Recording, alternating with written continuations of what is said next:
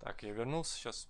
Ну, давайте продолжим. And not measurable anyway. So, starting at Blackford, I insisted that she start being included into the regular education classrooms. And at first, it was a little bit of resistance, and then it was, okay, well, she's here, but it doesn't mean she has to be a part of the class. She's back in the back, breathing the same air, so therefore she's included.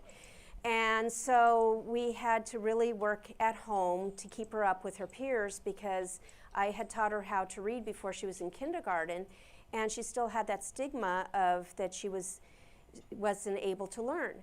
So I taught her from home, and I taught her all. Ну вот она говорит, что были проблемы с инклюзией, что пришлось именно учиться дома, что даже несмотря на то, что инклюзию предоставили, фактически она не была включена в инклюзию, она просто находилась в классе, да, дышала тем же самым воздухом, но инклюзии как таковой не было. Вот, и ей пришлось именно во многом ее дома учить. All of her math, her English, her writing, and her reading. And then when in 4th grade, her speech therapist and teacher totally gave us a surprise and said, I think that there's something in there more than what she's being given credit for. I was like, I totally agree, so let's do something about it. So we did. So she got the new device. This is the special education, the speech therapist who gave her the new device. And starting in middle school, she was fully included. So that meant that she wasn't in the program, the county program for orthopedic impairments anymore. So we moved literally into that attendance area where the program was, so that her neighborhood school could be the same school that she would have gone to if she were to stay in the county program, because I wasn't sure if it was going to work out. And so I wanted her to not be so devastated that she had to switch schools, but maybe she had to switch classrooms. So we moved over to the school where she would be included. And we had a lot of resistance because I didn't realize, thinking about it now, they just thought that she would be better off in the classroom for the kids who have the similar needs as hers physically. And I was like, no, we're living in the neighborhood, she's fully included. So there was always that, there's a classroom over there for kids like this, but we insisted that she be fully included. She went to all the school functions as well as in the classroom. Ну вот, когда, в общем, она рассказывает, что она, в общем, боролась именно за то, чтобы, ребенок был полностью, как fully included, полностью включен. Соответственно, в какие-то вещи, да, которые класс делает, чтобы ее полноценно обучали. Вот из-за этого она, поменяла место своего жительства, как чтобы ребенок пошел в другую школу, ей там тоже опять-таки стали, вот это вот частично включенное функции делать именно.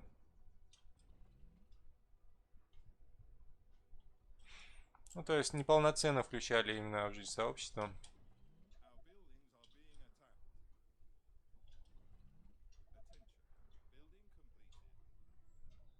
Так, что меня где-то бьют?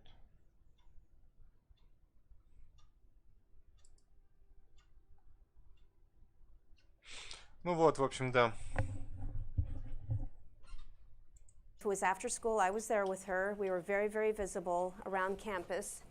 And then she graduated from high school, and high school was a tough time with her because there was a lot of resistance, a lot of pushback, and the older she got, the harder the pushback was.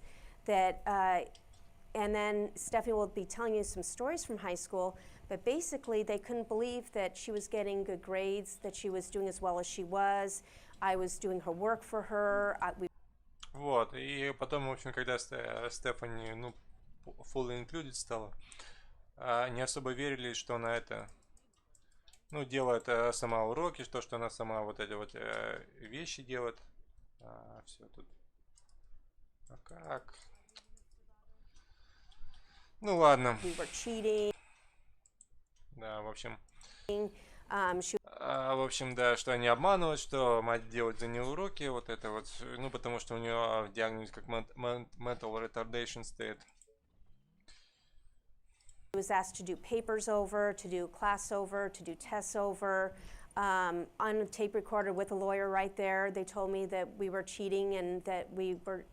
Ну вот, дошло, в общем, до того, что, ну, их заставляли делать уроки рядом с юристами, как это, на тейп-рекорде, то есть записывали, как она вот делает сама эти вещи. She was not doing her own work.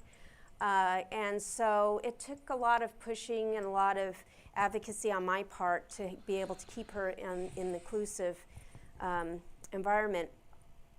And so she did graduate with a diploma, and she went from her, so she had accommodations with her work, but she had no modifications. And middle school and high school, she did every single ounce of work the other students did. So if they were expected, no matter what the expectations were, that's what we expected for Stephanie. And so she graduated. Ну вот, в общем, она говорит, что потом со временем как бы все, что требовали от обычного студента, она вот ожидала, что Стефани сделает. Graduated with a diploma, and then she went on to college, and she went. Вот, она, в общем, закончила с дипломом в итоге в школу и, ну, поступила в колледж. To West Valley and De Anza community colleges, and again we had, okay, we need to put her into this mold of what we expect her to be. And again, we had to resist and say, no, you know, she can do a lot more than that. One of her first courses was an English class for English language learners. And the instructor did a pretest, and she said, she got 100% on her pretest. She doesn't belong in this class. So she went to the services and they said, you know, she doesn't belong in this class. This is way too low for her. And they said, yeah, but she needs it. And so they refused to take her out of the class. We had another class, first class that she had was about a computer, and I was going, okay, you know, computer class, we can do that. And it was more of a, you know, this is a screen, this is a mouse, and I'm like, you know, and this is Stephanie, you know, so we dropped that class really quickly. So then she got her general education at De Anza in West Valley, and then she ended up transferring to San Jose State University, where she majored in communication studies and minored in sociology, and she'll tell you a little more about her education. And she graduated cum laude and with department honor. Ну да, вот она и рассказывает о том, что у нее были проблемы с университетом тоже, потому что, ну, тяжелая форма ДЦП, вот, и относились к ней как, ну, к ретарду, то есть как к умственно отсталой. She also was a member of Phi Kappa Phi, and I have to do the mom thing, with a 3.75 GPA. She also was involved with a Pulse Club, which is a Bible study group on the campus. She goes to Spartan football games, she goes to tailgating, she's very visible around campus, she does speeches. Then she decided that she was going to go on to her master's degree. And so when she graduated, the department actually recruited her and said, would you be interested in getting your master's degree here? And I was in the back taking notes, and she said, well, wait, before you ask me any questions, I want to ask you a question. This is what I want to be able to do. Can you meet my needs or not? And it kind of threw them for a loop, but she is in the communication studies department master's program right now. And she also co-instructed, assisted teaching the Communication of Disabilities course, which is a communications course on disability awareness. And she also helped the instructor co-author the textbook for it. So that was last semester. She actually co-taught a course. And her other activities, just in case she isn't busy enough, she volunteers for 2 classes for the county classes here in San Jose for the orthopedically impaired, and helps to be a mentor for the students, helps them with their work. She's been doing that since 2009. So she's been going and volunteering for at least once a week. And she's also an ambassador for Pranky Romich Company,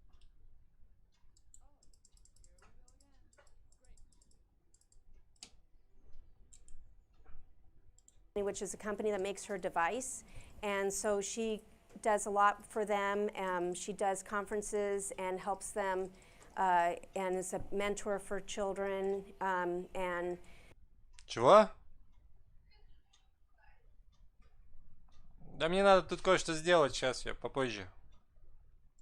does a lot of speeches, and which brings me to the professional speeches. She does a lot of speaking around the area, and she leads social groups both in our county and San Benito County for children who have communication devices.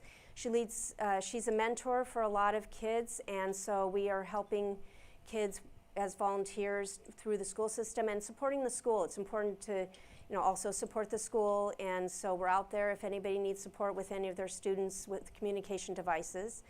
And she meets up with friends all the time. She loves socializing. She's making up for lost time, as I put it. And then she's also very active in the community, and no matter where we go, there's always somebody, hanging their head out the window saying, "Hey, Steph," or, no matter where it is, even out of the area. So now I get to do the mom thing. Here's some of her awards she's received recently. In 2016, she received the Role Model Hero from City of San Jose.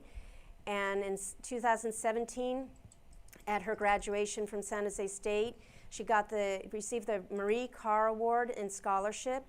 And that's for students there are 3 of them, I think, from their department who received this award, and it came with a scholarship to help her pay for her master's program. And then 2017, she received the Volunteer of the Year Award here at the Santa Clara County Office of Education. And then 2019, she will be presented with the Edwin and Esther Prenke AAC Distinguished Lecture and Award in Orlando. And so we're going to be going out to Orlando, and Asha is going to be recognizing her for accomplishments, and she'll be the keynote speaker.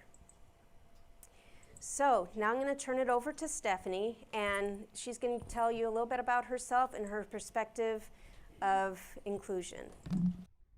Вот, сейчас она, слово даст Стефани, и она немножко о себе расскажет и об инклюзии. Вот, сейчас самое забавное будет.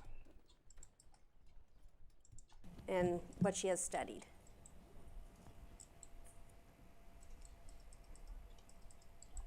She's getting it up. Hello, how many of you sees me as every other 20-something?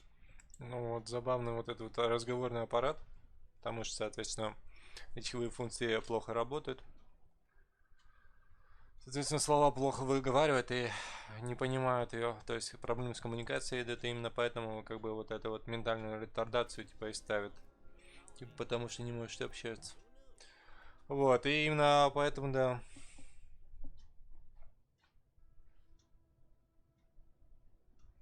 Со всей вот этой вот дискриминацией сталкивалась, отчасти именно поэтому. То есть, да, довольно часто на самом-то деле с ДЦП именно люди сталкиваются именно с такими формами дискриминации, которые будут основаны не столько на каких-то реальных моментах, сколько именно с эйблизмом. Years old?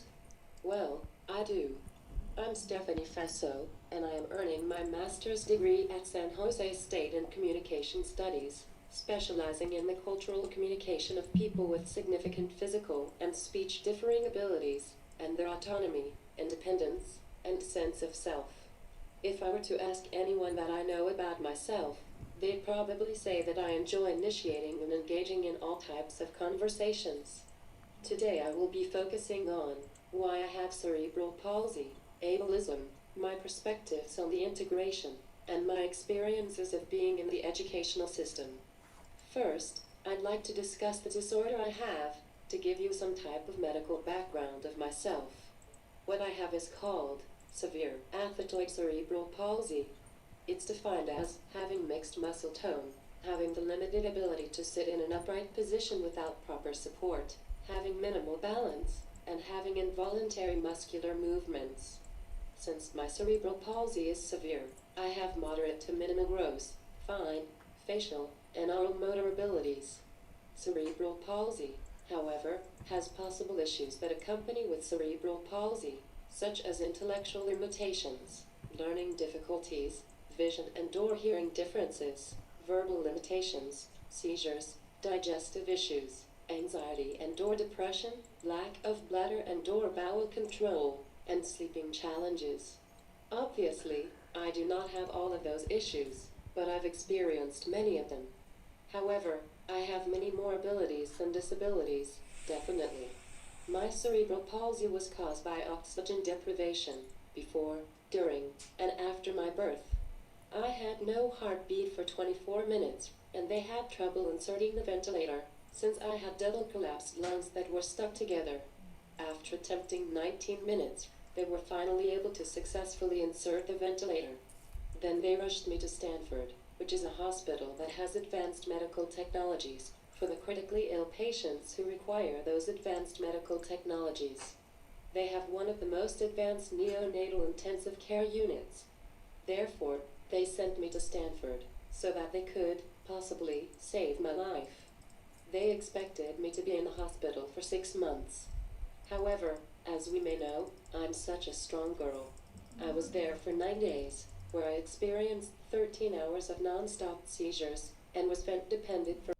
Ну вот она сейчас рассказывает то же самое, что и мать рассказывала, что проблемы при рождении были, что Athetoid Cerebral Palsy поставили диагноз. Вот, и, реанимация, не было дыхания какое-то время, то есть сердцебиения не было. For 5 days. On the 6th day, I miraculously was able to breathe independently, which was a remarkable blessing. Even though I had a rough start, I will not let it define me, as I do not identify myself as disabled, even though our culture assigned and imposed the identity of being disabled on me. I only identify myself as being Stephanie Faso. I cannot be anyone else, except for being myself. The reason that I do not view myself as disabled is, I am more able than disabled, since the support from my family, wheelchair, AAC device, and people in my life have completely empowered my abilities, rather than disempowered them.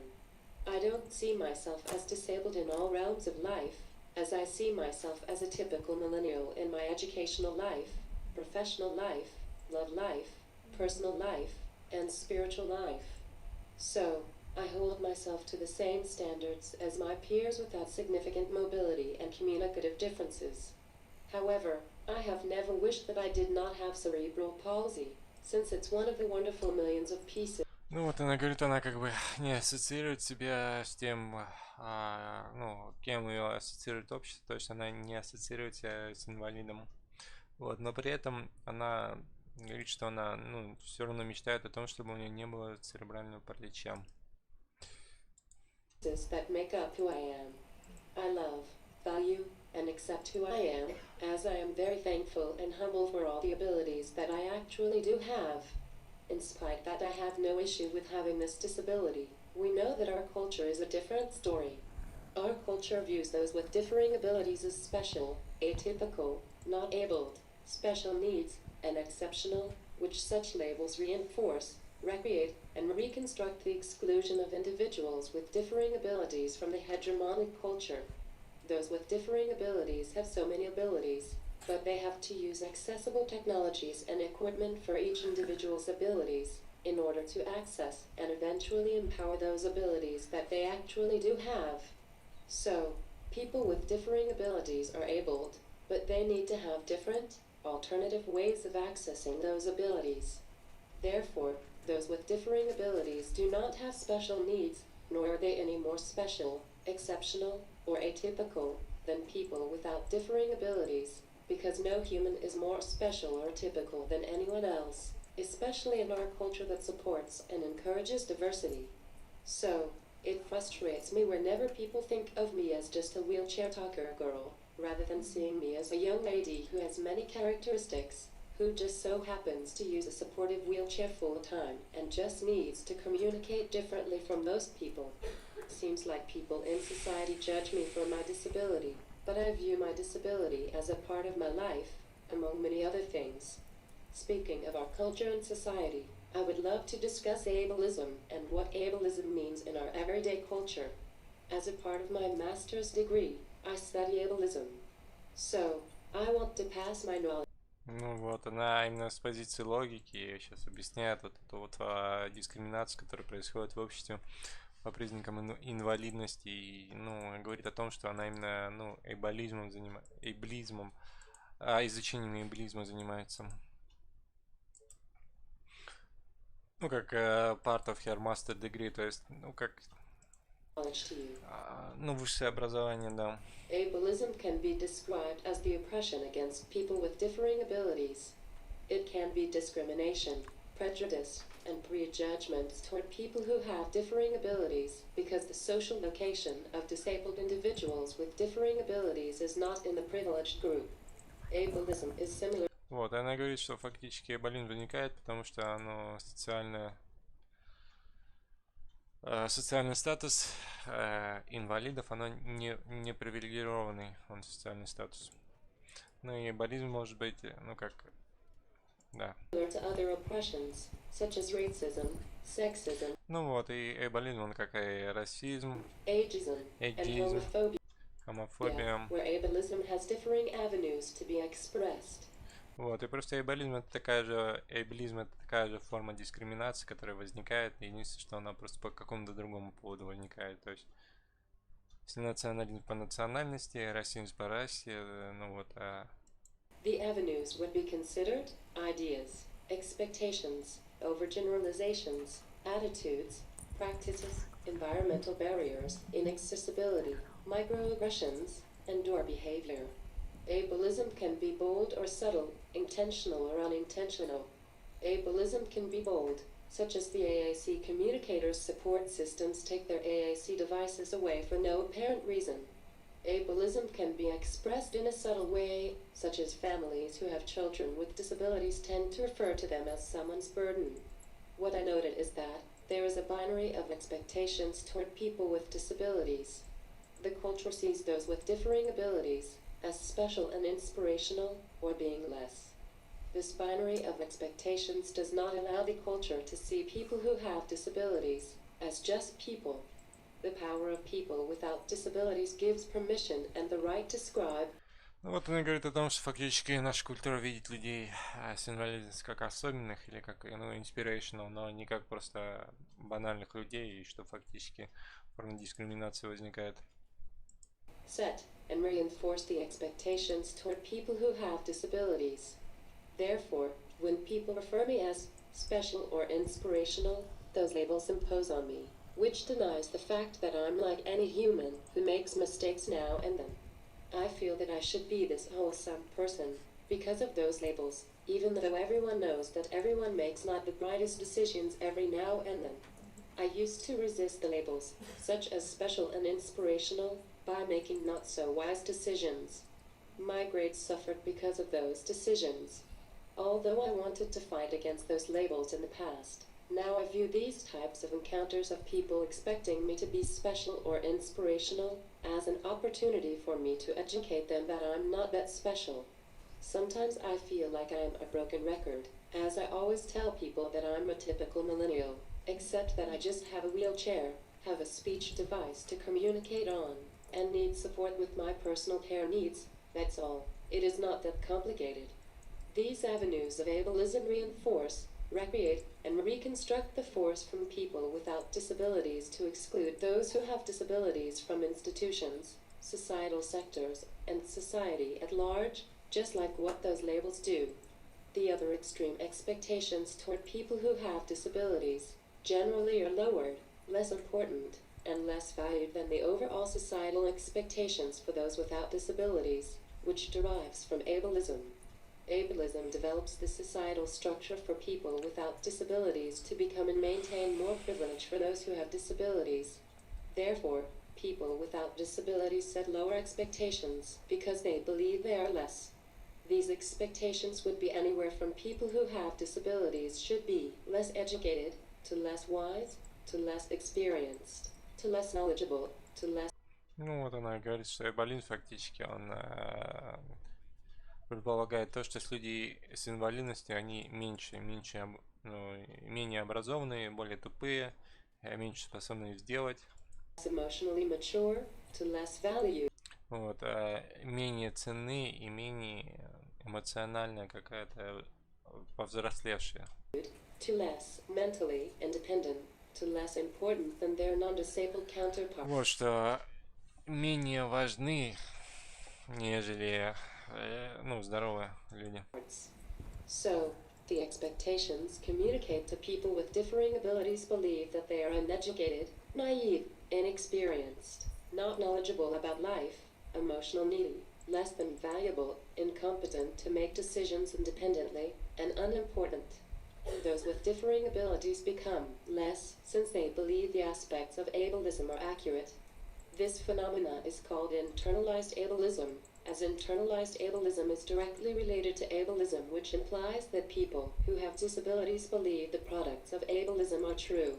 It is likely these individuals who experience internalized ableism do not embrace their identity of having differing abilities, but they rather focus on what they are not able to do. A common phenomenon of ableism, based on having expectations of being less, is an expectation that conveys those with significant differing abilities should be less mature. What happens usually is people with differing abilities internalize the statement of they are less mature, so adults with differing abilities don't respect themselves as adults, which not respecting themselves as adults reinforces. Вот, и в итоге, короче, болезнь приводит к тому, что, люди с инвалидностью, они начинают чувствовать себя менее людьми, и как, будучи, становясь взрослыми, они именно меньше себя ценят, то есть у них в этом проблема низкой самооценки возникает из-за эйблизма, из-за того, что к ним общество относится как к инвалидам, то есть общество не дало возможности учиться, с одной стороны, общество не дало возможности найти работу, а общество не дало возможности создать семью, и люди с инвалидностью, даже несмотря на то, что по сути их инвалидность не является какой-то тяжелой и серьезной, вот, они из-за этого как бы значительно меньшую самооценку имеют. Is the statement of they are less mature. It is quite frustrating, but it is an opportunity to have patience for people. Since I spoke about my cerebral palsy and ableism, I'll now discuss the relationship between ableism and the educational system, and I'll offer an alternative frame of thinking to move forward an educational system with less ableism. I've experienced unpleasant acts of ableism in the educational system from preschool to the college system, and some acts were straight up malicious. I'll not tell you every single act of ableism in the educational system, since we would be here until midnight otherwise. So, I am going to tell you about only several of my experiences with ableism in the educational system, which can encourage you all to rethink inclusion in the school system. The first thing that I would love to share about the educational system and ableism is assigning, imposing, and reinforcing the belief that individuals with differing abilities are less than valued to be educated with students without differing abilities. Before I was in 4th grade, I was not included nor integrated in general education classes. Instead, I was simply mainstreamed from kindergarten to 3rd grade. Although these three words, integration, inclusion, and mainstream, may sound the same, make no mistake, there is a difference in meanings behind these three words from the social science standpoint.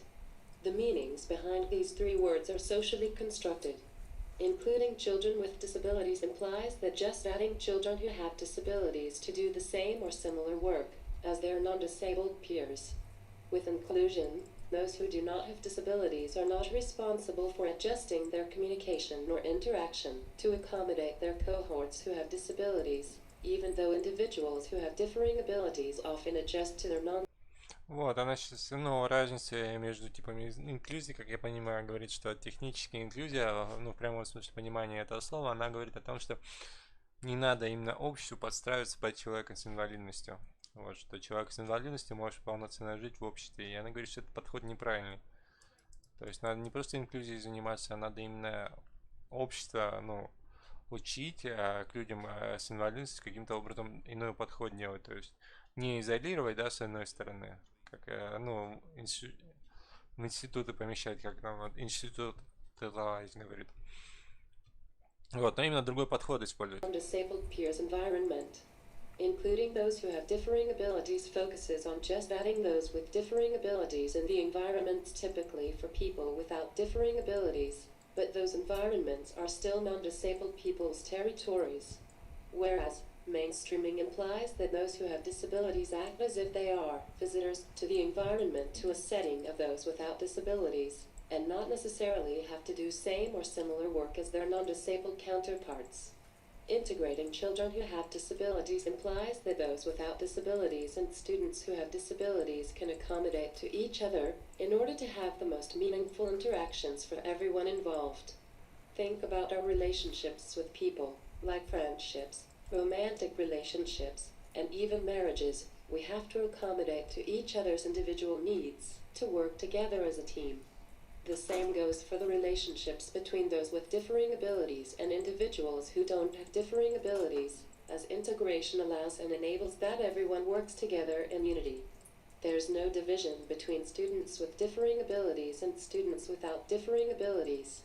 With integration, everyone in the classroom is just students, as integration means that environments are territories of the both groups, people who have differing abilities and those without. But many times, however, our schools either mainstream or include students who have differing abilities, so integration is so rare. The educational system did not integrate me wholeheartedly, even though I was included full-time, starting in 6th grade. The only school that integrated me genuinely has been San Jose State, so every school aside from San Jose State just included me rather than integrated me. Whenever I experience integration, it places a significant amount of value on me as a student because everyone sees me just like my peers without differing abilities. Every time I was mainstream before 4th grade, I felt like I was nothing but a visitor. My general and special education teachers set up such limited expectations for me, so they did not teach me much. The limited expectations derived from the notion that I am less valued than my peers without differing abilities. Since Ableism created and recreated the frame of thinking that people with disabilities are less valued in the institutions, such as the educational system, it is so critical to address the root of the issue. We need to expose the power structures between people with differing abilities and those without differing abilities in order to begin valuing those who have differing abilities, just like we do value individuals who do not have differing abilities. It is all about being mindful of placing value on all students, no matter of students' abilities. Every time we value students who have differing abilities, it reinforces how students value themselves as students. If those with differing abilities and people without differing abilities can be equal, we need to have kind, respectful, productive, and truthful conversations about the attitude that those who do not have differing abilities are less valued. When we begin valuing students with disabilities, we'll be better equipped not just to include them in the general education, but also will be equipped to integrate them without limits. Another way to limit ableism in the educational system is to see students with differing abilities as how old they really are. More often than not, our schools treat students with differing abilities as less than mature. From my personal experiences, when I was in 2nd grade, they highly suggested that I need to repeat 2nd grade all over again, because students with cerebral palsy need to have cognitive support. When my mom mentioned they did not teach me grade-level curriculum, they told her repeating grades is some type of unofficial procedure for students with severe differing abilities like me. Thankfully, my mom resisted the idea of me repeating grades, since I did not have to have cognitive support, even though the school system before I was in 4th grade assumed that I had intellectual challenges. Repeating grades and staying at their previous schools even though they graduated 1, 2, or even 3 years ago reinforced the expectation of those with differing abilities are less mature.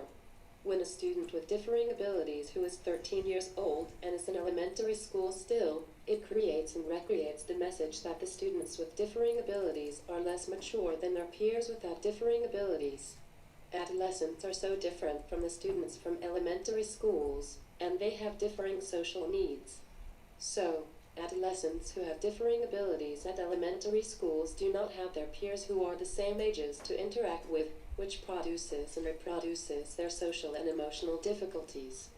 The common trend among people with differing abilities is that they do not respect themselves as how old they really are.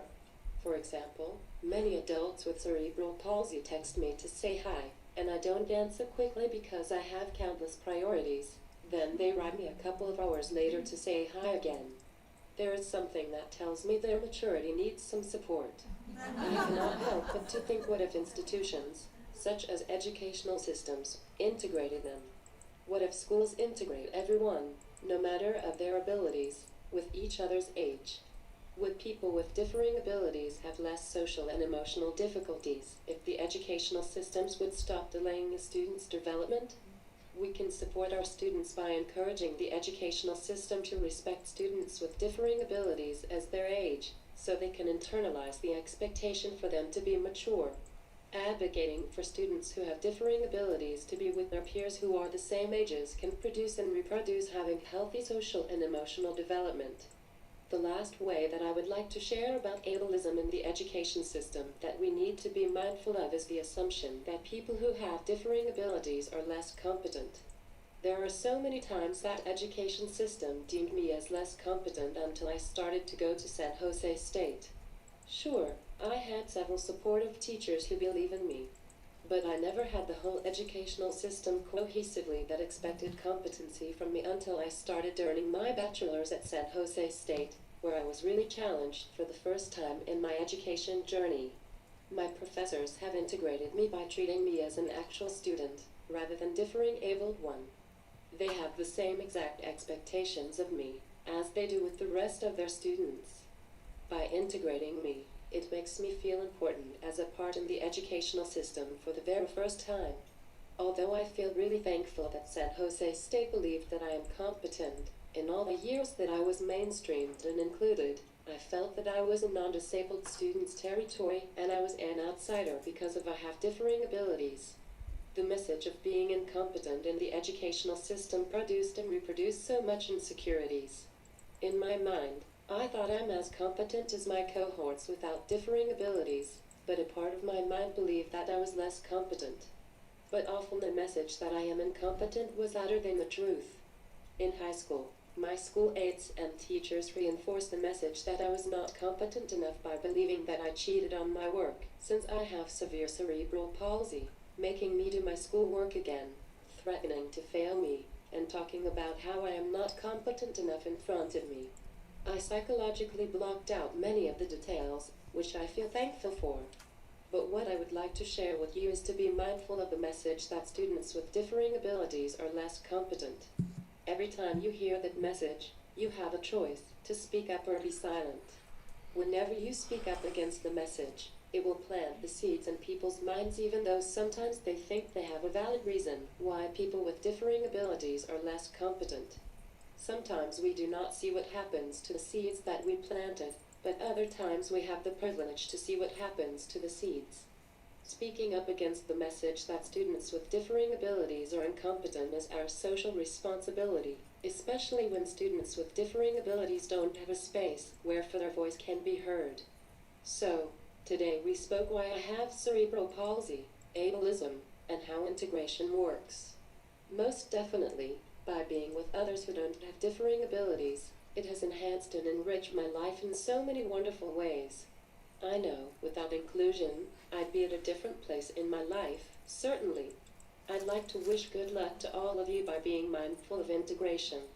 Thank you so much for coming and listening to me. Now I'm opening up to you all to ask me questions. What questions do you have? Ну вот такой вот забавный рассказ. То есть довольно часто церебральный паралич, как ни странно, не вызывает поражение именно со стороны интеллекта. И, как ни странно, люди, которые вот именно ЗЦП сталкиваются с тяжелыми формами, они, как ни странно, довольно часто у них интеллект не страдает.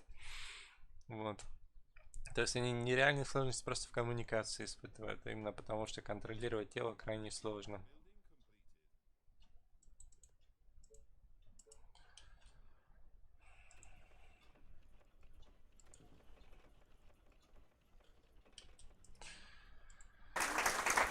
Да. Вот, и эйблизм возникает. То есть и об эйблизме довольно открыто говорят в обществе западном, но об эйблизме в обществе российском не принято говорить. И скажем, если, например, человек с инвалидностью захочет получить то же самое образование в России, в инвалидном кресле это будет сделать гораздо более трудно. То есть я знаю, в России есть только, один вот этот вот ПТУшный университет, да, который где-то находится под Москвой, который, фактически вот именно как ну, людей с инвалидностью берется учить. Ну, однозначно. То есть там реабилитацию предоставляют, там предоставляют именно общежитие. Вот. Есть всего один университет, то есть на всю Россию, который находится где-то в районе Москвы, и что типа человек в коляске должен ну, в коляску сесть и под это МСК, что ли, ехать. И я вот это вот не понимаю, каким образом.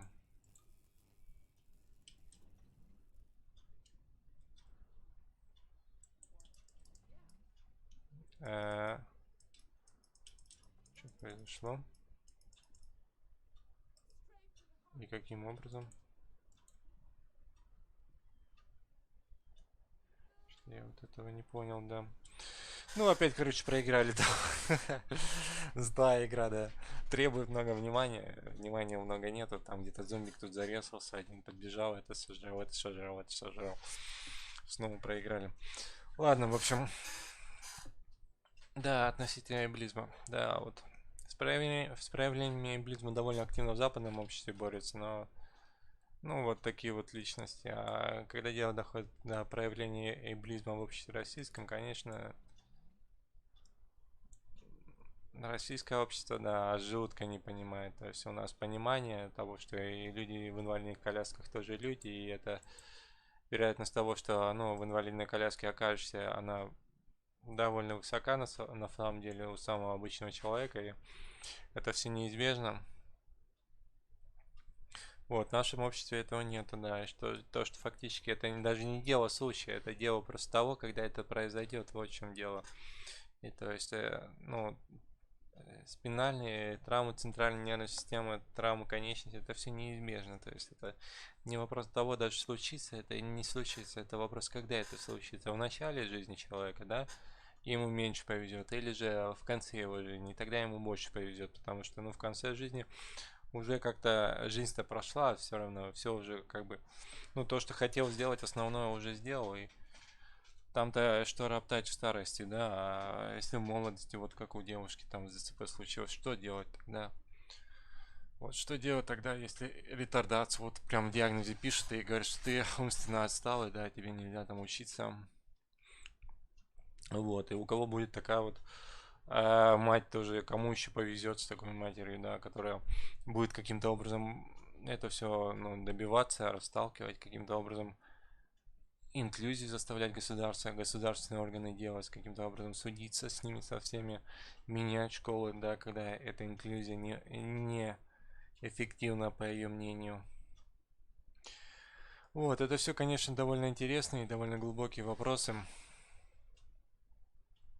Ну ладно. Спасибо, что смотрите, пацаны. Обязательно еще что-нибудь запишу интересное. Обязательно что-нибудь еще посмотрим. Подписывайтесь на канал, как бы. И удачи вам.